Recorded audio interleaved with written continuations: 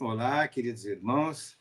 É uma alegria muito grande aqui estarmos juntos com vocês para nós darmos continuidade aos nossos estudos de André Luiz.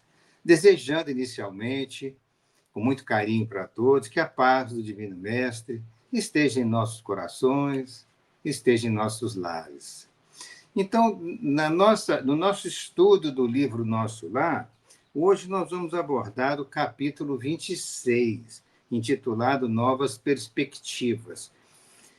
Lembrando que no capítulo anterior, o capítulo 25, André Luiz teve um longo esclarecimento recebido com muito carinho por Dona Laura, orientando-o porque ele iria iniciar trabalho em nosso lar. E ao pensar em realizar algum trabalho, ela, como fraternalmente, estava orientando-o a melhor forma dele se posicionar, né, com humildade, com dedicação, não ficar escolhendo tarefas, não ficar dominado pela simples curiosidade, mas sim oferecer o braço amigo para o trabalho, porque aí ele vai abrir o coração para o sofrimento dos irmãos que ele vai precisar de atender. Então, todo esse diálogo muito bonito foi colocado, né, no nosso estudo passado, em que Dona Laura o orientou sobre a melhor maneira dele se comportar. E agora, neste capítulo, ele vai ser levado ao Ministério da Regeneração para uma entrevista com o ministro da Regeneração, um dos 12 ministros, chamado Genésio, até por encaminhamento de Dona Laura. E aí ia passar lá na casa do Lísias, né, de Dona Laura, um rapaz chamado Rafael, que é um trabalhador do Ministério, mas que ia levar o André Luiz pessoalmente e apresentá-lo ao ministro Genésio para essa entrevista de trabalho, que agora sim, agora seria encaminhado diretamente para uma nova atividade. Pois bem, aí continua agora André Luiz falando. Ponderando as sugestões carinhosas e sábias da mãe de Lísias, acompanhei Rafael convicto de que iria não às visitas de observações, mas ao aprendizado de um serviço útil. Isso era muito importante, né, esse trabalho dele agora. Pois bem, anotava surpreso os magníficos aspectos da nova região, rumo ao local onde me aguardava o ministro Genésio. Contudo, seguia Rafael em silêncio, estranho agora ao prazer de muitas indagações. Em compensação, experimentava novo gênero de atividade mental e dava-me toda a oração, pedindo a Jesus me auxiliasse nos caminhos novos, a fim de que não me faltasse trabalho e forças para realizá-lo. Antigamente, avesso às manifestações da prece, agora utilizava como valioso ponto de referência sentimental aos propósitos de serviço. Então, André Luiz estava indo prazerosamente para nessa entrevista, mas ele estava numa situação de pensamentos íntimos, ele estava voltado para o interior de si próprio, em situação de agradecimento a Jesus em prece, pela oportunidade que ora se apresentava. Ao mesmo tempo que ele pedia amparo e proteção para que ele pudesse receber do alto a melhor orientação possível para essa nova tarefa. Então, ele estava num novo posicionamento mental, né, pelo sentimento envolvido no pedido da prece. Ele não estava mais aquele André Luiz interrogador, que fazia muitas perguntas sobre tudo que estava em volta, não. Ele estava, como diz, voltado para dentro de si mesmo. O próprio Rafael, de vez em quando, lançava ali um olhar curioso, como se não devesse esperar tal atitude da minha parte.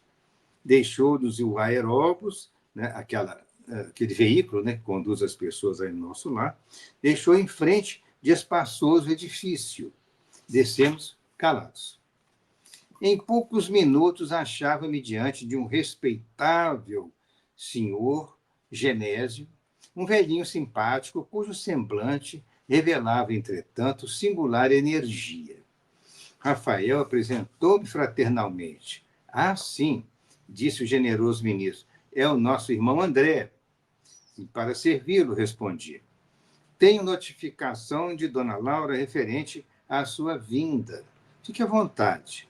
E Dona Laura tinha realmente muitas amizades em nosso lar pelos longos anos de trabalho desenvolvido no atendimento de todos os necessitados da colônia. Neste ínterim, o companheiro aproximou-se respeitosamente e despediu-se, Rafael, né? Despediu-se abraçando-me em seguida. Rafael era esperado com urgência no setor de tarefas a seu cargo. Fixando em mim os olhos muito lúcidos, o ministro Genésio começou a dizer: Clarencio falou-me a seu respeito com interesse. Quase sempre recebemos pessoal do Ministério do Auxílio em visita de observações, que, na sua maior parte, redundam em estágios de serviço. Então, ele estava informando André Luiz que alguns visitantes, né, direcionados lá pelo pessoal do Ministério do Auxílio, visitantes que iam em observação, acompanhar os trabalhos da regeneração, muitas vezes eles acabavam ficando lá realmente como estagiários do serviço, em aprendizado. E, muitas vezes eles não só observavam, eles observavam, criavam interesse e ficavam para atuar no trabalho. Compreendi a sutil alusão e obtemperei. Este é o meu maior desejo. Tenho mesmo suplicado às forças divinas que me ajudem o espírito frágil, permitindo seja convertida a minha permanência neste ministério em estação de aprendizado. Então, André Luiz foi sincero realmente com o ministro Genésio, dizendo que ele rogava às forças divinas que permitissem a ele que essa permanência no ministério seria convertido lá em estação de aprendizado, ou seja, ele estava pedindo que gostaria realmente de iniciar o aprendizado e o trabalho que fosse possível. Genésio parecia comovido com as minhas palavras e, valendo-me das inspirações que me inclinavam à humildade, roguei de olhos úmidos. André Luiz estava muito emocionado naquele momento, verdadeiramente sentindo aquela oportunidade como, né, uma situação muito boa para a vida espiritual dele. Né? Senhor ministro, compreendo agora que a minha passagem pelo Ministério do Auxílio se verificou por efeito da graça misericordiosa do Altíssimo, talvez devido à constante intercessão de minha devotada e santa mãe. Noto, porém, que somente venho recebendo benefícios, sem nada produzir de útil. Certo, o meu lugar é aqui, nas atividades regeneradoras. Se possível, faça, por favor, seja transformada a concessão de visitar em possibilidade de servir. Ele refere-se aos pedidos da mãe dele e ele diz de uma forma muito humilde e muito correta, ao dizer que, olha, eu estou aqui só recebendo benefício. Eu acho que eu também preciso produzir algo de útil e não somente ficar recebendo.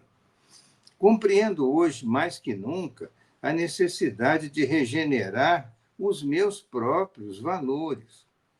Perdi muito tempo na vaidade inútil e fiz enormes gastos de energia na ridícula adoração de mim mesmo.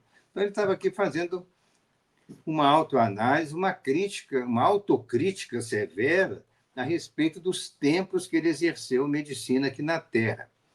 Nós fizemos um levantamento e, aproximadamente, André Luiz deve ter se formado em medicina por volta de 1915. E ele desencarnou por volta de 1930. São datas aproximadas, em função das informações que recolhemos de nosso lar. Mas ele trabalhou 15 anos consecutivos no exercício da clínica médica. Ele era um médico, na época, muito preparado, ele era muito estudioso, e ele desenvolveu uma clientela muito ampla e regular, e ele, já que vinha de uma família bem abastada, que o pai dele era bastante, né, era um comerciante muito rico, então ele não tinha, André não teve nenhuma dificuldade para formar em medicina, todos os gastos necessários, né, o pai dele, né, providenciava para ele. Ele casou-se, ainda jovem, logo recém-formado, né? Ele tinha sua família, tinha a esposa Zélia, e seus filhos, enfim, mas ele entendeu aqui, perante essa avaliação toda que ele teve em nosso lar, que ele trabalhou muito dentro de uma faixa de muita vaidade profissional, que ele perdera um pouco de tempo, ele não olhava, às vezes, o irmão o doente, né, ele não olhava, às vezes, fraternalmente para o doente, ele olhava com o olhar científico, o olhar do avaliador, mas sem acolher aquela pessoa com o coração aberto. No fundo, ele que estava colocando isso, fazendo uma crítica do próprio trabalho dele. Então, ele falou: fiz enormes gastos de energia na ridícula adoração de mim mesmo. Então, estava falando que ele agia com muita vaidade. No fundo, era isso, ele estava fazendo uma autoanálise aqui bem, digamos assim, bem forte contra ele, né? Satisfeito, notava o ministro, no fundo, satisfeito, notava ele, no fundo do meu coração, a sinceridade viva. Quando eu recorrera ao ministro Clarencio, não estava ainda bastante consciente do que eu pedia, que tive entrevista anterior falando com Clarencio, né? Queria serviço, mas talvez não desejasse servir. Olha que frase, né? Eu queria serviço, mas talvez não desejasse servir. Não entendia o valor do tempo e nem enxergava as bênçãos santificantes da oportunidade. No fundo, era o desejo de continuar a ser o que tinha sido até então. O médico orgulhoso e respeitado, cego nas pretensões descabidas do egoísmo em que vivia, encarcerado nas opiniões próprias. Então, por isso que Clarencio, com muita sabedoria, disse: olha, você ainda não é o momento oportuno de você iniciar qualquer trabalho, mas você vai ficar liberado para fazer visitas de observação.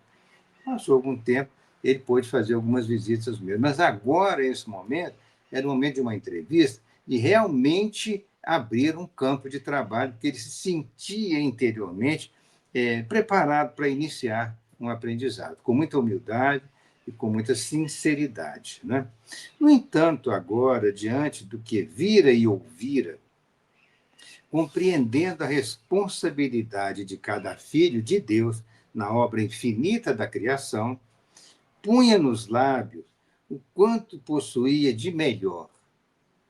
Era sincero, enfim. Não me preocupava com o gênero da tarefa, procurava o conteúdo sublime do espírito de serviço. Então, ele estava agora moralmente transformado, de fato motivado para iniciar a tarefa, sem preocupar com que o gênero de tarefa, por mais simples que fosse, porém, ele estava imbuído do sublime espírito de serviço. O velhinho fitou-me surpreendido e perguntou: é mesmo você o ex-médico?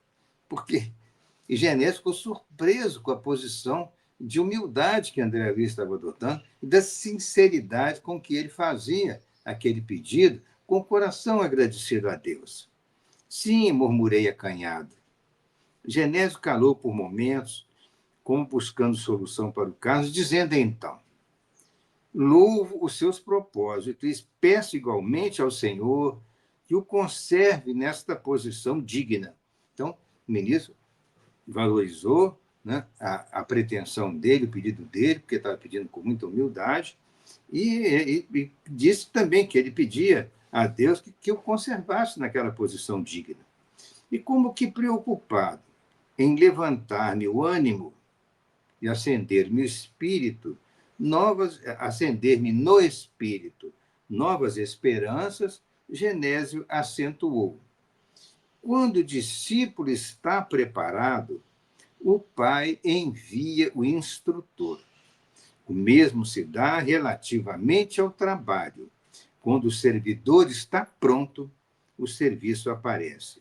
Essa frase é uma frase de tanta importância, de tanto destaque, que ela foi colocada na primeira página do livro. Se nós abrirmos aqui nosso lar, está escrito o título, né?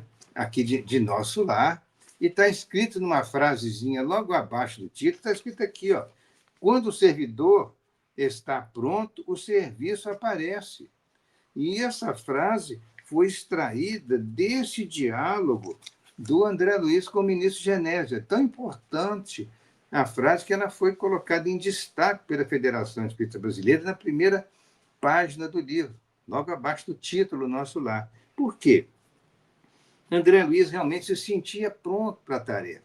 Ele estava intimamente se sentindo preparado, desejoso de verdadeiramente aprender e servir. Ele se sentia, sem preocupar com qual trabalho que ele vai exercer, mas ele estava preocupado em exercê-lo com o espírito genuíno de fraternidade cristã. Então, isso é o preparo. Então, quando o servidor está pronto, o serviço aparece. O meu amigo, aí continua a Genésio, o meu amigo tem recebido enormes recursos da providência, quer dizer, da providência divina. Está bem disposto à colaboração, compreende a responsabilidade e aceita o dever. Olha, o ministro falando com ele. Tal atitude é sumamente favorável à concretização dos seus desejos. Muito bom, a concretização dos seus desejos. Essa atitude é favorável. Nos círculos carnais, costumamos felicitar um homem quando ele atinge a prosperidade financeira ou excelente figuração externa. Entretanto, aqui a situação é diferente. Estima-se a compreensão. Você visite, observe e examine. Naturalmente, quando o ministro diz que ele vai visitar as atividades do Ministério da Regeneração, observar e examinar, o ministro está abrindo um caminho para ele que, quando ele for fazer isso, a oportunidade de trabalho certamente vai se apresentar. Nós vamos ver isso mais adiante. E logo ligando-se ao gabinete próximo, falou em voz alta: solicito a presença de Tobias antes que se dirija às câmaras de retificação. Câmara de retificação é uma área de atendimento dentro do Ministério da Regeneração. São regiões de muito sofrimento, onde as criaturas recolhidas dos planos inferiores, criaturas que vêm, aqueles grupos de trabalhos que vão lá nas zonas do umbral, recolhem aqueles espíritos em profundo estado de sofrimento, alguns até inconscientes. Então, em várias situações difíceis de desequilíbrio, são lá atendidos nessas câmaras de regeneração chamadas. Com grandes enfermarias que recolhem o primeiro acesso das entidades que são trazidas das zonas de sofrimento. Então, ele fala, olha, eu gostaria que vocês entrassem em contato com o Tobias para ele vir aqui agora, antes que ele se dirija ao trabalho, porque eu preciso de falar com ele.